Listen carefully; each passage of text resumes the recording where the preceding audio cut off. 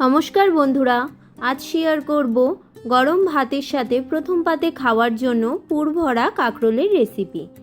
এটি কোনো নতুন রান্না নয়, ঠাকুমা দিদিমাদের আমলের রান্না।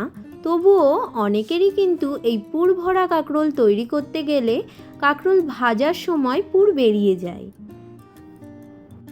এই ভিডিওটিতে আমি দেখিয়েছি কিভাবে পুর ভরা কাঁকরোল ভাজার সময়ও পুর বের হবে না, আর খেতেও কিন্তু হবে দারুণ।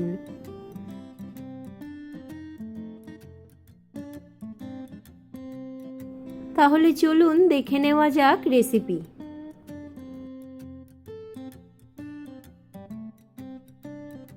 পুর ভরা কাঁকরোলের জন্য একটু বড় দেখে কাঁকরোলগুলো নিলে বেশি ভালো হয়।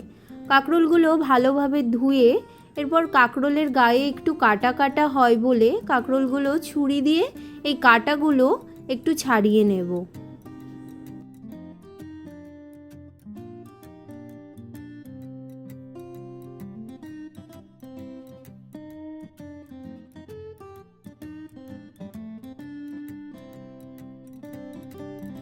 এবার ছাড়িয়ে নেওয়া কাঁকরোলগুলো মাঝের থেকে দুই ভাগ করে কেটে নেব।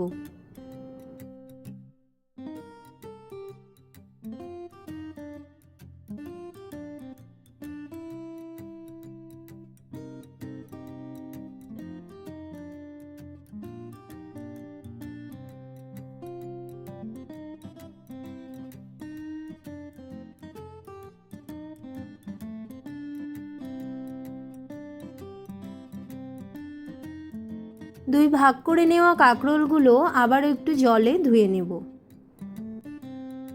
এবার একটি পাত্রে জল দিয়ে এর মধ্যে কেটে নেওয়া কাঁকরোলগুলো দিয়ে কাঁকরোলগুলো ভালোভাবে নরম হওয়া পর্যন্ত সিদ্ধ করে নেব।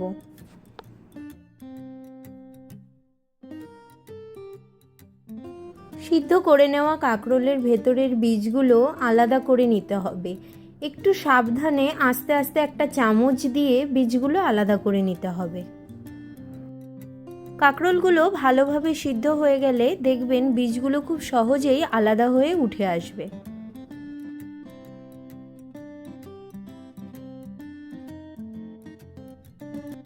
এবার কাঁকরোলের পুর তৈরি করার জন্য 2 চামচ সাদা সর্ষে, 2 চামচ পোস্ত একটু জলে কিছুক্ষণের জন্য ভিজিয়ে রেখে বেটে নিতে হবে। একই সাথে সিদ্ধ করা কাঁকরোলের বীজ আর অল্প নারকেল, 2 ইঞ্চি আদা টুকরো আর কাঁচা লঙ্কা বেটে নেব। সব কিছু একই সাথে বেটে নেব। আপনারা ঝালটা কতটা খাবেন সেই পরিমাণ মতন লঙ্কাটা দেবেন। আর নারকেলটা গোটা না দিয়ে কোড়ানো নারকেলও ব্যবহার করা যাবে। পুর তৈরি করার জন্য একটি কড়াইয়ে সরষের তেল গরম করে এর মধ্যে দিয়ে দেব হাফ চামচ হিং। আপনারা হিংটা দিতেও পারেন, আবার নাও দিতে পারেন। একই সাথে দিয়ে দিচ্ছি সরষে, পোস্ত, কাঁকরোলের বীজ, নারকেল, লঙ্কা, আদা বাটা। বাটাটা যদি খুব ঘন হয়ে যায় সেক্ষেত্রে আপনারা হাফ কাপেরও একটু কম জল দিতে পারেন।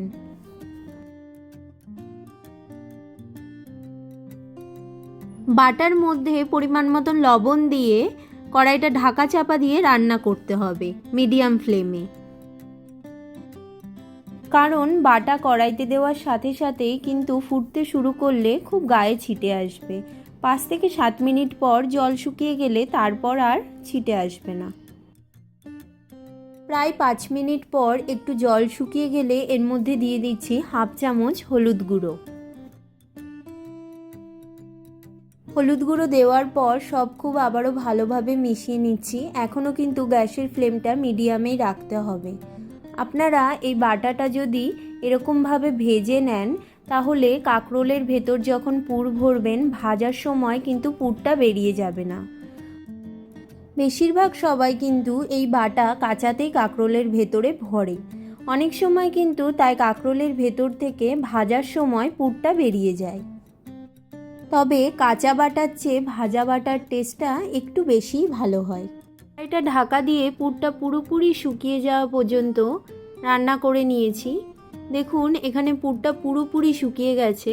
এরকমভাবে খুন্তি দিয়ে আপনারা একটু দেখবেন, যদি বাটাটা না পড়ে তাহলে বুঝবেন পুরটা পুরোপুরি রেডি হয়ে গেছে।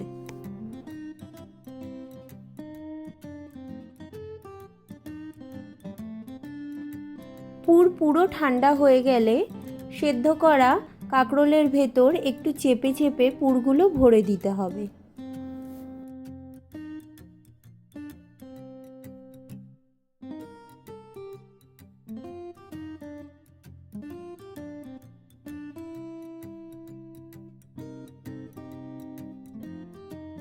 সবগুলো কাঁকরোলেই একইভাবে পুর ভরে নিতে হবে।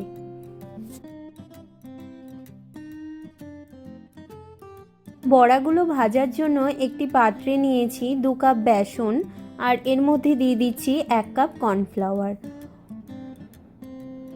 অল্প কুচিয়ে নেওয়া কাঁচা লঙ্কা দিয়ে দিচ্ছি, আর দিচ্ছি 1 চামচ পোস্ত আর হাফ চামচ কালো জিরে। দিচ্ছি পরিমাণ মতো লবণ আর হাফ চামচ হলুদ গুঁড়ো। সব খুব ভালোভাবে মিশিয়ে নিচ্ছি। আপনারা এখানে লঙ্কা আর লবণটা আপনাদের পরিমাণ মতন দেবেন।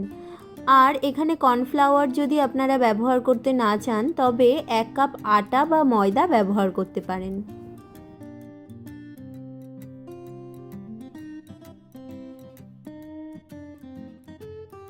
এবার এর মধ্যে অল্প করে জল দিয়ে, খুব বেশি পাতলাও না খুব বেশি ঘনও না, একটা ব্যাটার তৈরি করতে হবে। সব জল একবারে দেবেন না, অল্প অল্প করে জল মিশিয়ে একটা ব্যাটার তৈরি করতে হবে।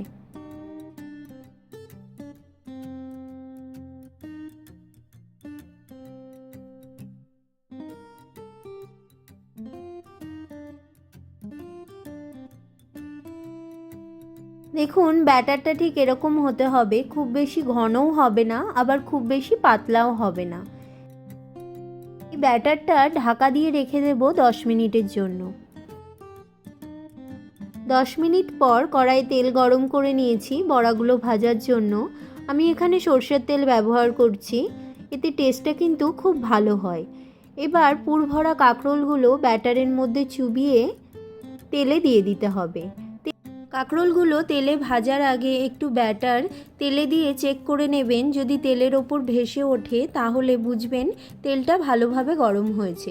এবার পুর ভরা কাঁকরোলগুলো ব্যাটারে চুবিয়ে তেলের মধ্যে দিয়ে দিচ্ছি। কাঁকরোলগুলো ভাজার সময় গ্যাসের ফ্লেমটা লো টু মিডিয়ামে রাখবেন। কাঁকরোলের যে সাইডে পুর আছে সেই সাইডটা আগে তেলের মধ্যে দিতে হবে।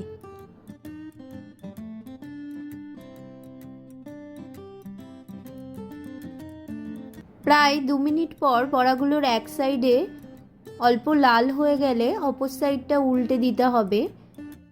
এইভাবে ভালোভাবে লাল হয়ে যাওয়া পর্যন্ত বড়াগুলো 2 সাইডেই খুব ভালোভাবে ভেজে নিতে হবে।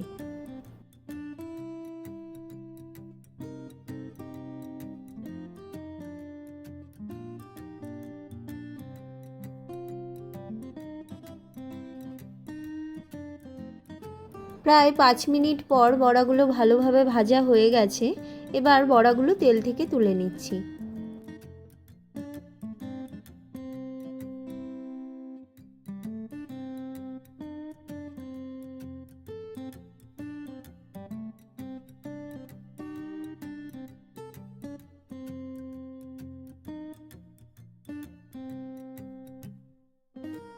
একই রকমভাবে আমি সবগুলো কাঁকরোল ভেজে নিচ্ছি।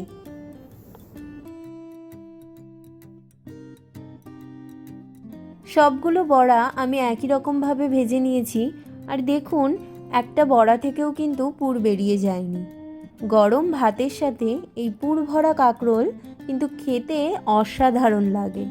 আপনারা অবশ্যই জানাবেন এই রান্নাটি আপনাদের কেমন লাগলো। আর অবশ্যই এই পুর ভরা কাঁকরোলের রেসিপিটি একবার ট্রাই করবেন।